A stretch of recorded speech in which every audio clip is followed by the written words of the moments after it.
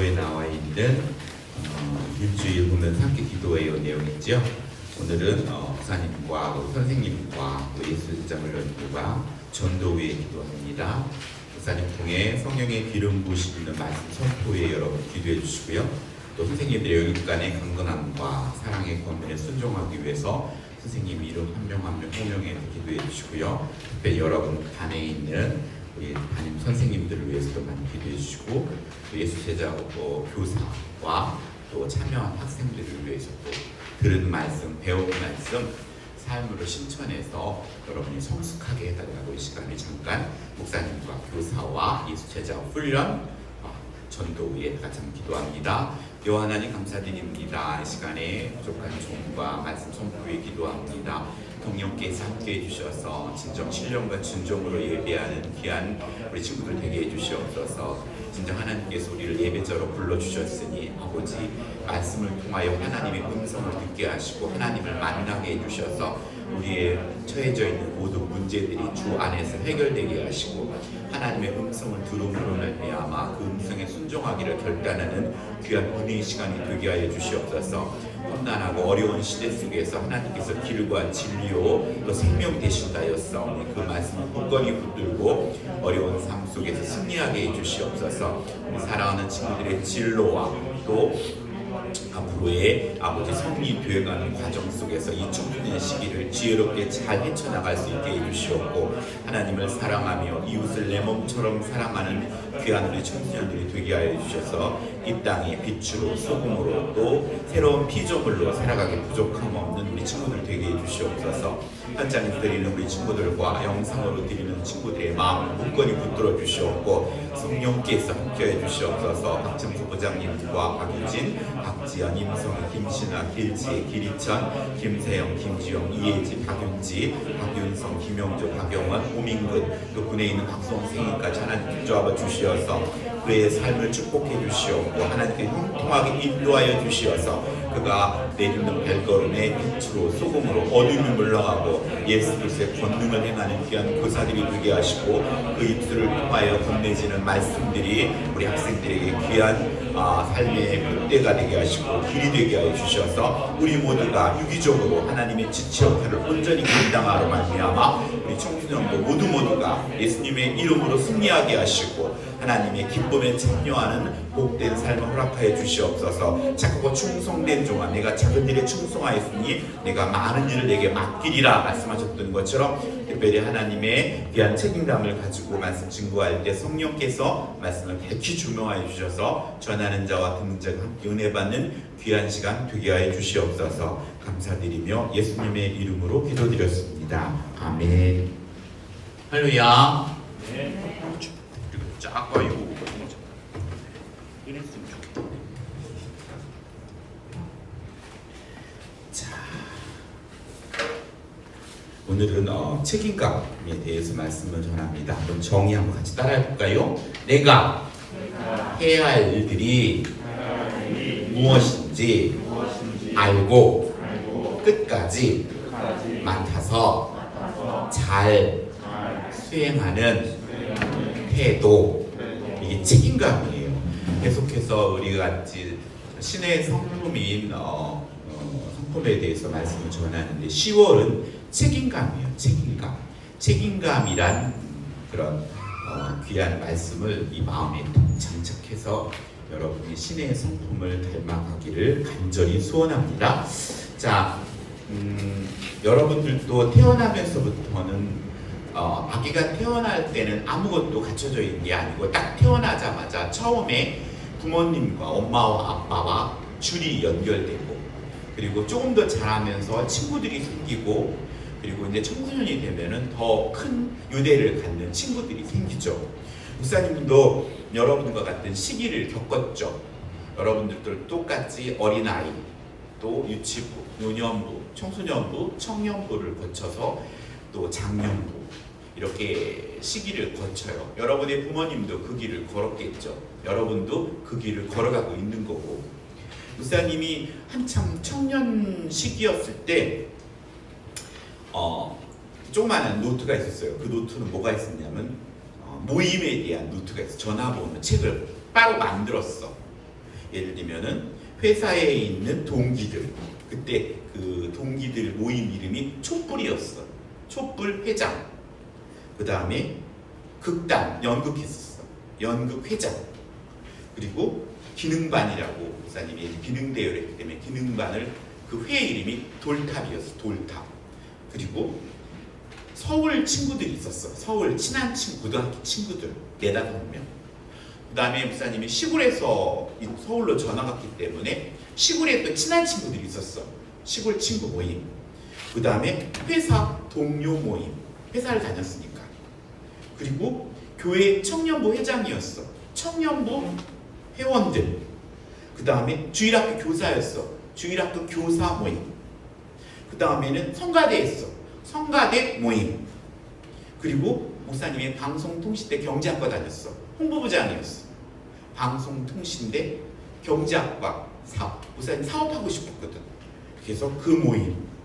그리고 집안의 장남.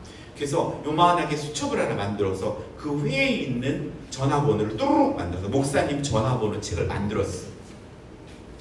그리고 그 회의 회원들 장남으로 또 각 부서의 일로 본인이 맡겨진 책임들을 감당해야 하고, 그런데 그 중에 살아가다 보면 교회의 일을 첫 번째로 생각해서 첫 번째 청년회 회장, 주일학교 교사, 성가대. 그것이 삶의 우선순위였어. 토요일이 되면 토요일에 청년부 모임이 있었어. 그러면 청년부 모임을 하다가 토요일날 다른 친구들이랑 만나다가 7시가 되면은 교회에 청년부 회장, 청년부 교육이 있었어. 그러면 그 시간이 되면 여지없이 교회로 차를 몰고 갔어. 여러분이 살아가면서 이제 중학교, 고등학교를 딱 마치면 여러분은 성인이 돼요. 성인이 된다는 것은 이제 자신이 책임을, 부모님이 누군가 책임져줬던 그 책임들을 성인이 되었을 때는 그 책임을 내가 지게 되는 것이 성인이 된다는 거예요. 성인이 된다는 건 부모님의 품을 떠나는 것이 아니라 부모님이 있는 책임들을 내가 나누어지는 거야, 이제. 예전에 어떤 친구는 난 성인이 되면은, 대학생이 되면 집을 탈출해야지, 이렇게 생각을 하는데, 여러분은 성인이 되면서 이제 스스로 여러분의 삶을 책임지고 살아가야 한다는 거예요. 그게 성인인 거예요. 어떤 면에서는 내가 돈을 벌고 그 돈으로 공부도 하고 내가 가정을 꾸릴 수 있고 부모님 허락 없이도 배우자를 만나서 결혼할 수도 있고, 그게 성인이 된다는 거예요. 성인이 된다는 건 그만큼 고등학교 시기까지 실력을 갖춰서 이제는 성인이 되면 나 혼자 홀로 설 수 있어야 한다는 거예요. 그러지 않으면서도 내가 성인이 된 대학교 1학년을 딱 차면서부터도 부모님의 순종과 간섭은 벗어나고 부모님의 돈만 요구하면 그건 도둑놈이지. 그건 도둑놈 신부야, 솔직히 말해서. 오충성 선교사님의 2딸이 있는데 와서 그래.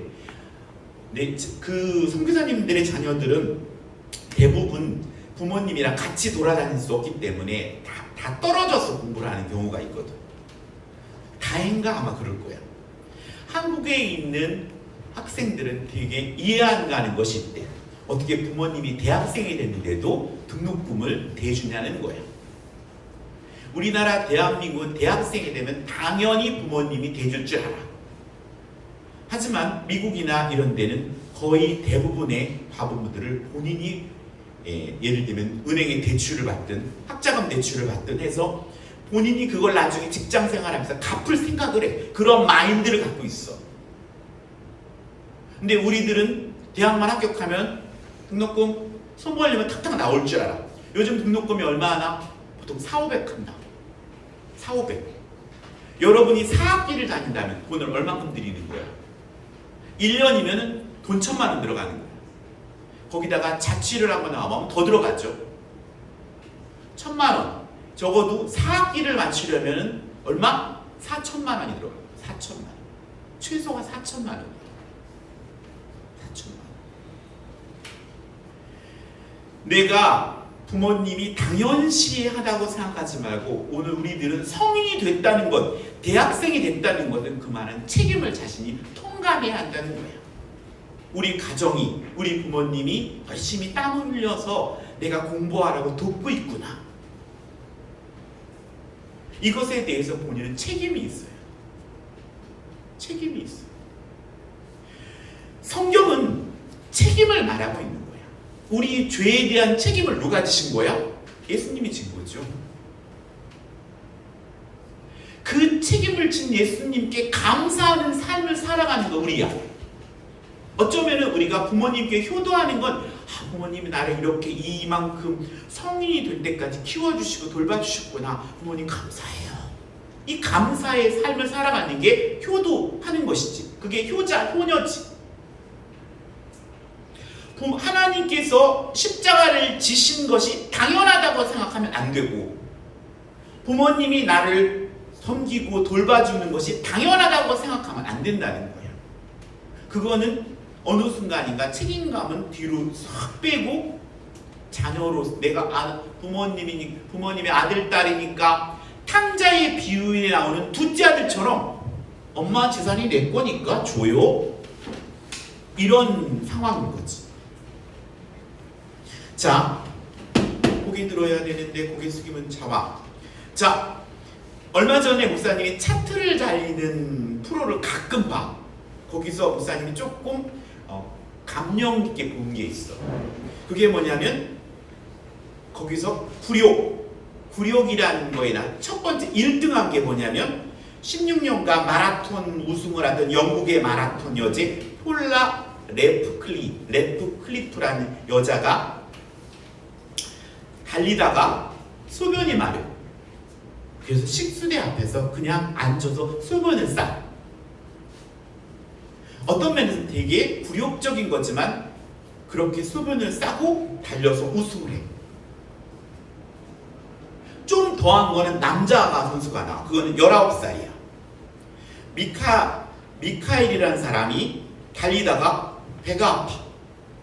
한마디로 똥이 마려. 그런데 화장실을 찾을 수가 없어. 달리긴 하는데. 그래서 이 사람은 결단을 해. 그냥 바지다 싸고 달릴 거냐 아니면 포기할 거냐. 19살이면 고등학교 3학년이잖아. 근데 결단을 해. 그냥 똥을 싸면서 달리자. 그래서 정말로 똥을 싸면서 달려. 바지 사이로 변이 떨어지고 옷에 변이 다 묻고 냄새가 나고 사람들은 좀 비웃었겠지. 근데 그 사람은 달려. 그리고 완주를 해. 그게 그 사람이 어떤 사람이면 스웨덴 사람이야. 근데 나중에 그 사람이 되게 사람들이 이목이 집중돼. 1등한 사람보다 그 사람에게 이목이 집중되고 나중에 매스컴에서는 그 사람한테 인터뷰를 해. 어떻게 그렇게 변을 싸면서도 달릴 수 있었어요? 근데 목사님은 그 사람 말에 되게 감동을 받았어요. 그 사람이 이렇게 말해. 한 번 포기하면 다음에도 포기했기 때문에 멈출 수가 없었어요. 그럼 이 사람은 그냥 변을 싸고 끝난 거냐? 아니야. 그 사람은 그 이후에 스웨덴의 국가대표로 그 사람이 발탁되고 이후에 스웨덴의 신기록을 세워. 여러분의 삶 속에 곳곳마다 내가 무언가를 치러야 할 때가 있어. 수능도 그렇고 또 대학을 졸업한 이후에도 또 회사에 들어가려면 또 입사 시험을 봐야 될 때도 있고 또 입사 시험만이 아니라 입사한 후에도 또 승급 시험을 봐야 할 때도 있고 또 내가 어느 순간인가 자영업을 할 때도 있고 그 순간순간 어떤 결단을 내려야 할 때가 있어. 내가 이 사람과 만나서 평생을 같이 살아야 할까? 배우자를 결정해야 할 때도 있고 또 자녀를 낳아야 할 때도 있고 순간순간 여러분은 결단을 해야 돼.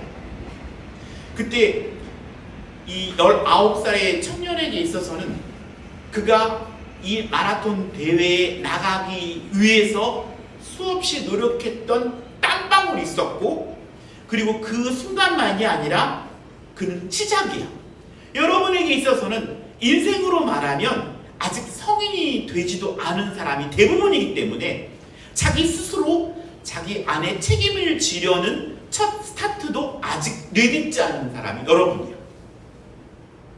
근데 어떤 친구들은 안타까운 것은 성적의 비관에서 자신의 생명을 그냥 던져버리는 사람도 봤어. 자기 스스로 책임을 지르는 인생의 2막을 시작도 안 했는데 그냥 포기해버리는 사람이 있다. 그거는 참으로 안타까운 일이에요. 여러분 아직도 시작도 안 한 거잖아요. 여러분은 지금 인생으로 말하면 지금 달리기 스타트 라인으로 조금씩 발을 내딛고 있는 거야. 아직 뛰어보지도 않았어. 뛰어보지도 않아서 본인 스스로가 포기한다는 건 정말 비겁한 거지. 오늘 사람들은 이렇게 말해. 잘 되면 내가 잘해서 그렇고, 그런 것이 못 되면 다른 사람의 탓을 하는 게 많아. 어쨌든 이 세상을 살아가면서 사람들이 책임을 진다는 건 쉽지 않은 일이야. 책임을 지지 않는 것은 성경의 맨 처음으로 가면 에덴 동산으로부터 가. 선악을 알게 하는 선악과를 먹고 하나님께서 아담에게 묻지, 왜 선악과를 먹었느냐?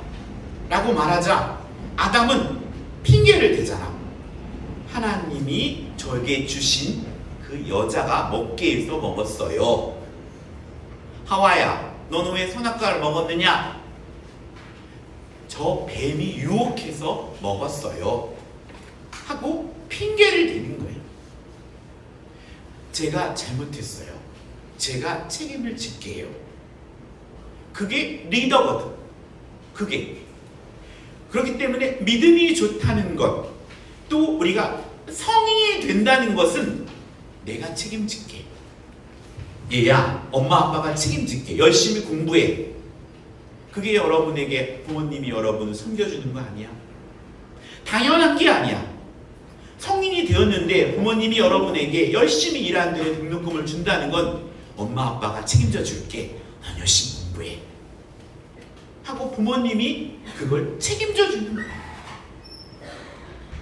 오늘 그렇게 안 되는 상황도 있지만 오늘 본문의 주인공은 유다야.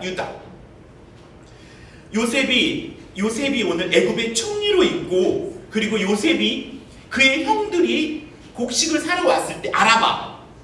그리고 나서는 그의 형들이 지금도 자신들이 어떤 책임들을 전가시키지 않고 자기를 애굽의 노예로 팔고 또 아버지 야곱을 잘 효도하고 있는지, 그들이 회개한 삶을 살았는지 점검한다고.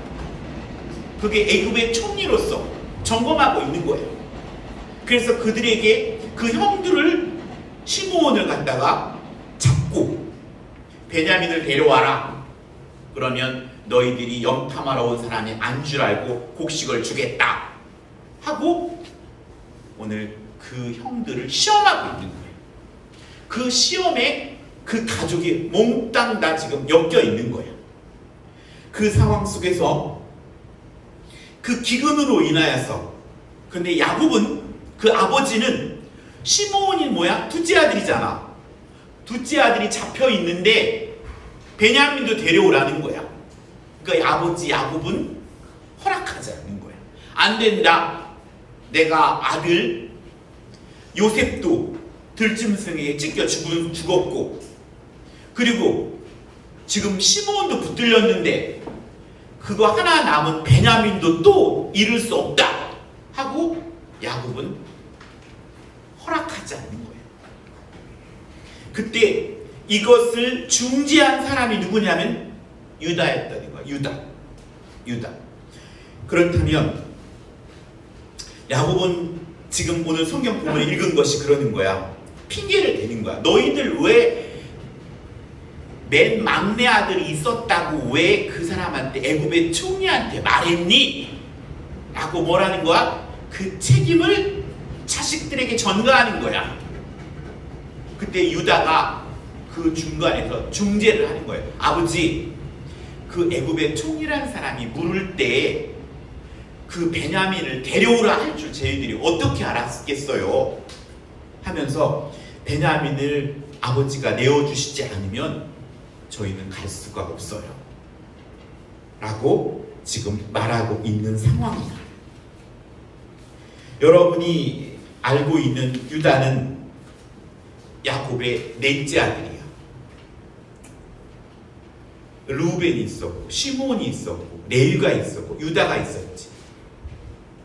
그 시대 때 루벤과 시몬과 레위는 장자권에서 밀려났고 그 다음에 누가? 유다가 장자권을 거머쥘 시기였을 때 유다는 누구?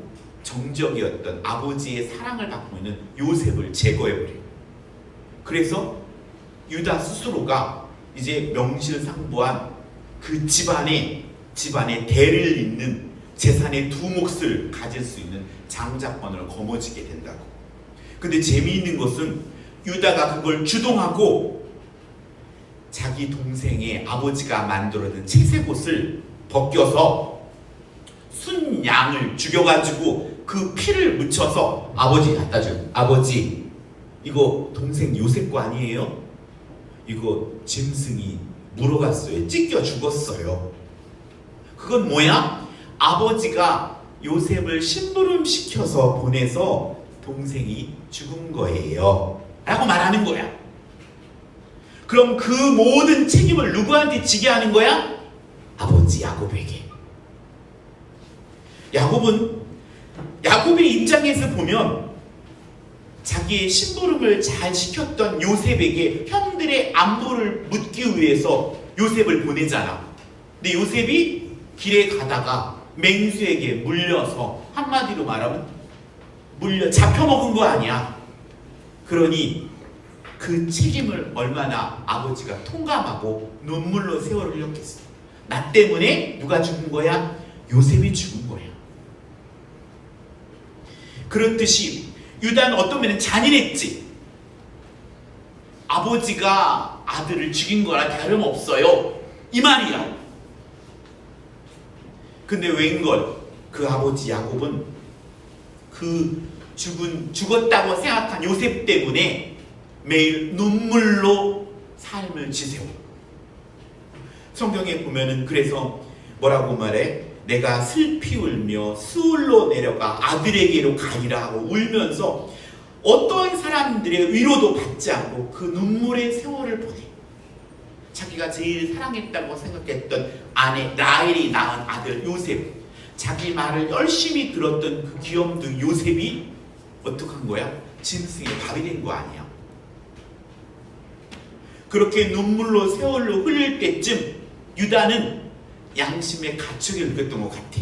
그 집에서 함께 살지 못하고 그 집을 나와. 그리고 나서 가나안 여인과 결혼을 해. 그래갖고 아들을 셋을 낳아. 근데 이 첫 번째 아들, 두 번째 아들이 하나님 보시기에 예쁘지 않은 행동을 해. 그래서 하나님이 어떻게? 두 아들을 죽여. 그런데 첫 번째 아들에게 있었던 며느리가 다말이라는 며느리가 있어. 근데 이 야곱의 이 유다의 입장에서 보면은 큰 아들이 죽고 둘째 아들이 죽은 그 이유를 며느리 다말에게서 찾죠. 그래서 그 책임을 누구한테 넘기는 거야? 며느리한테. 그래서 며느리를 집에서 쫓아버려. 하지만 그 이후에 그 며느리는 그 책임을 자기가 져. 내가 죽는 한이 있어도 이 집의 가문은 내가 이을 거야 해서 성경에 보면은 그 며느리 다말이 시아버지인 유다와 사이에서 낳은 자녀를 낳게 되잖아. 그게 오늘 성경에 나오는 스토리야. 그때 이 유다가 한 말이 뭐냐면 이렇게 말해. 그는 나보다 옳도다. 그는 그 시대 때 어쩌면 미망인이었잖아. 미망인이었던 여인이 임신을 한 거야. 그게 베리스와 세라라는 쌍둥이를 낳게 돼. 그래서 유다가 자기 며느리를 향해서 그는 나보다 낫도다. 그는 책임지는 여인이었다는 거야. 쉽게 우리 말로 표현하면. 우리나라 조선시대에도 미망인이 신랑이 죽었는데 임신을 했어. 그럼 멍석말이를 했다고. 쫓아버렸다고. 유대에는 더 엄했어. 그냥 돌로 쳐서 죽이는 그런 시대였어. 그런데 며느리 다말은 그것을 각오하고 시아버지의 아기를 출산해. 그게 유대의 가문을 잇는 베레스와 세라고, 그를 통해서 그 이후에 다윗이 나고 다윗의 후손으로 예수 그리스도가 탄생하시고, 오늘 예수님을 믿는 우리들에게 있어서는 예수 그리스도의 영이 우리에게 들어오잖아. 그게 성령이잖아. 성령이 우리 안에 씨앗으로 우리 안에 내주하는 자에게는 이 책임감이라는 것이 그냥 마음 안에 빡 들어오는 거예요. 예수님 믿는 사람은 그렇기 때문에 책임지는 사람인 거야. 책임지는 사람. 쉽게 말해 책임지는 사람. 왜? 우리 예수님이 우리를 책임지기 위해서 십자가에 못 박혀 죽으셨거든. 그러니 오늘 예수님의 성품을 닮은 우리들의 삶 가운데 옛날에는 핑계대고, 옛날에는 얘 때문에 그랬어요, 얘 때문에 형 때문에 그랬고, 동생 때문에 그랬고, 또 우리 집이 가난해서 그렇고, 내가 머리가 안 좋아서 그렇고, 내가 못생겨서 그렇고, 키가 작아서 그렇고, 자꾸 핑계냈던 내가 이제는 자신이 책임지는 거야. 자신. 그래서 여러분의 삶 가운데 이렇게 책임지는 행동은 여러분이 소속한 공간을 변화시킬 수 있어. 여러분의 부모님이 책임지질 않아. 그럼 내가 책임을 져. 그러면 여러분의 부모님이 바뀌고 여러분의 후손들과 여러분의 동생과 형들이 바뀐다는 거야. 오늘 유다가 아버지께 말해. 아버지, 절 베냐민을 보내주세요. 제가 책임질게요. 그 이후에 아버지 야곱이 그 소리를 듣고 본인은 창세기 43장 14절에 이렇게 말하지. 유다 그의 아버지 야곱도 책임지려는 유다를 통하여서 그도 변해. 뭐라고 말해? 13절에 14절에 전능하신 하나님께서 그 사람 앞에서 너희에게 은혜를 베푸사 그 사람으로 너희 다른 형제와 베냐민을 돌려보내게 하시기를 원하노라. 내가 자식을 잃게 되면 이르리로다. 자식을 잃고 나는 그 슬픔을 내가 책임지겠다는 거야. 너희들한테 떠넘기지 않고. 유다가 아버지 제가 책임질게요. 그러자 아버지 야곱이 변해. 이 땅은 어쩌면은 책임을 지지 않으려는 사람들 때문에 힘든 거야. 예수님을 믿는 우리들이 안 믿는 사람들이 와 예수님 믿는 사람 멋지다 이 말을 못하는 것은 예수님 믿는 우리들이 그 삶에 대해서 책임지지 않으려는 비겁함 때문에 그럴 수 있는 것 같아요. 빛의 역할을 하고 소금의 역할을 하고 새로운 피조물을 섬기지 못하는 것은 내가 혹여나 그 상황 속에 버림받을까봐 따돌림 당할까봐 내가 책임지지 않는 거예요. 엄마, 아빠, 제가 책임질게요. 이런 책임감. 선생님, 제가 책임지겠습니다. 이것이 리더인 거예요. 리더. 이 나라 대통령이 또 이 나라의 리더들이 여러분, 제가 책임지겠습니다. 이 말을 듣고 싶은 거 아닐까? 자꾸 핑계대고 니네 때문에, 쟤 때문에 그게 아니라 내가 책임지겠습니다. 오늘 이렇게 사람들이 책임을 지지 못하는 이유는 뭐냐면 두려움 때문이고 희생 때문이야. 힘들기 때문이죠. 그 희생을 감당하기 싫은 거예요. 그러면서도 인정을 받고 싶은 것이 사람이에요. 그게 연약함인 것 같아요. 어떤 면에서는 내가 책임은 지지 않고 엄마 아빠 아들 딸이잖아요. 그게 탕자에게 둘째 아들이 하는 거예요. 어머니 아버지 그 아버지의 마음은 헤아리지 않으면서 나 엄마 아빠 아들이잖아요. 줘요. 오늘 내가 자녀이기 때문에 분명히 부모에게 요구할 수 있어. 하지만 그 밑바탕에는 내가 책임을 지려는 그런 마음이 있어야 한다는 거예요. 그렇게 되는 것이 여러분의 삶 가운데 여러분이 태어나서 친구들 사이에도 또 형제들 사이에도 부모님과 사이에서도 이 책임을 지려는 그 성경은 뭐라고 말해? 주님이 이렇게 말했어. 내게 멍에를 메고 내게 배우라.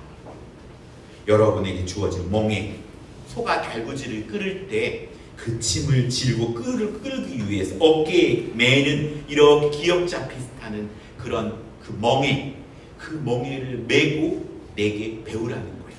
주님은 여러분 예배 드리는 것이 힘들다는 걸 알아. 하지만 그래도 그 멍에 여러분이 맡겨진 학생으로서 공부하는 거, 피곤한 거, 힘든 거, 그 환경을 알아. 하지만 그걸 메고 내게 배우라고 말하는 거예요. 그것이 여러분이 행복한 길이고 여러분이 복받는 비결이기 때문에 하나님은 그렇게 요구하시는 거예요. 그래서 하나님은 여러분에게 멍에를 책임이야. 책임은 뭐냐면요, 여러분이 1등을 하는 게 아니야. 여러분 뭐 금메달 따라하는 게 아니라고. 여러분이 게으르지 않고 최선을 다해서 자신에게 주어진 책임을 지라는 거야. 무겁지만 띵띵대면서 땀 흘리면서도 그 일을 감당하라는 거야. 그걸 하나님이 그걸 보시고 얼른 가서 누군가를 보내셔서 천사라도 보내셔서 그 짐을 들어주시겠다는 거예요. 내가 보기에 그 짐이 무거워 보여. 나 안 져요. 힘들어요. 난 저거 보나마나 못 져요. 하고 포기하라는 것이 아니라 그래도 내가 힘을 땀을 흘리면서라도 낑낑대면서라도 그 짐을 지려는 그 마음을 여러분이 가지라는 거예요. 하나님께서는 그 마음을 예배를 통해 결단하기 원하는 거야. 하나님 알았어요. 힘들지만 해볼게요. 그게 여러분 안에 아멘으로 와닿아야 돼. 아버지 하나님 아멘 해볼게요. 그렇게 나아갈 때 하나님은 여러분에게 능력을 주신다. 힘을 주신다. 그리고 감당할 때 힘들 때 어떡하라고? 아버지 도와줘. 그때 요구하라고. 아버지의 뜻을 따라 살아가려고 하는데 힘들 때 아빠 너무 힘들어요. 여러분이 그런 마음이 여러분에게 있을 때 여러분은 정말로 하나님께 영광을 돌리며 이 땅에 예수 그리스도의 하나님의 제자로서 빛을 발하게 될 거라는 거예요. 말씀을 정리할게요. 예수님께서 우리의 죄를 책임지시고 십자가에 죽으셨죠. 만일 예수님께서 십자가에 지셔야 할 책임을 끝까지 회피했다면 우리는 구원받을 수 없겠죠. 주님은 이걸 감당하기 위해서 어떻게 기도했어요? 땀방울이 핏방울이 되도록 기도했어요. 아버지 이 잔을 저에게 옮겨주세요. 하지만 아버지 뜻대로 되길 원합니다 하고 하나님께 간구했을 때 하나님이 그 십자가를 질 수 있는 힘과 능력을 주셨던 거예요. 하나님이 주신 능력이 아니고서는 십자가를 질 수가 없어요. 아무나 순교할 수 없어요. 하나님이 그런 용기와 믿음과 권능과 힘을 주실 때만이 가능하다는 거예요. 그래서 내가 순교했다고 자랑하지 못할 것은 그건 하나님이 주신 것이기 때문에 그래요. 하여서 책임지는 사람은 사람을 감동시키고 하나님을 감동시켜요. 사람에게 인정받을 뿐 아니라 하나님께도 인정받게 되죠. 저와 여러분이 남을 비난하는 사람이 아니라 책임지는 인생을, 삶을 사기로 결단하기를 예수님의 이름으로 축복합니다. 기도하겠습니다. 사랑이 많으신 여호와 하나님, 우리를 끝까지 책임져 주시는 아버지 하나님 감사합니다. 유년기를 지나 성인이 되어가는 청소년기를 지나며 신의 성품인 책임지는 하나님의 자녀가 되게 하여 주시옵소서. 내가 져야 할 책임을 다른 사람에게 전가시키고 핑계대며 게을렀던 저를 용서해 주시고, 또 자유롭기는 원하지만 책임을 지려 하지 않았던 모습에서 말과 행동에 책임지며 어떠한 상황에서도 내가 해야 할 몫의 책임을 회피하지 않고 감당할 수 있는 지혜와 용기와 힘을 주셔서 하나님의 자녀다움을 많은 사람들에게 증명하고 증거할 수 있도록 주님 도와주세요. 예수님의 이름으로 기도드렸습니다.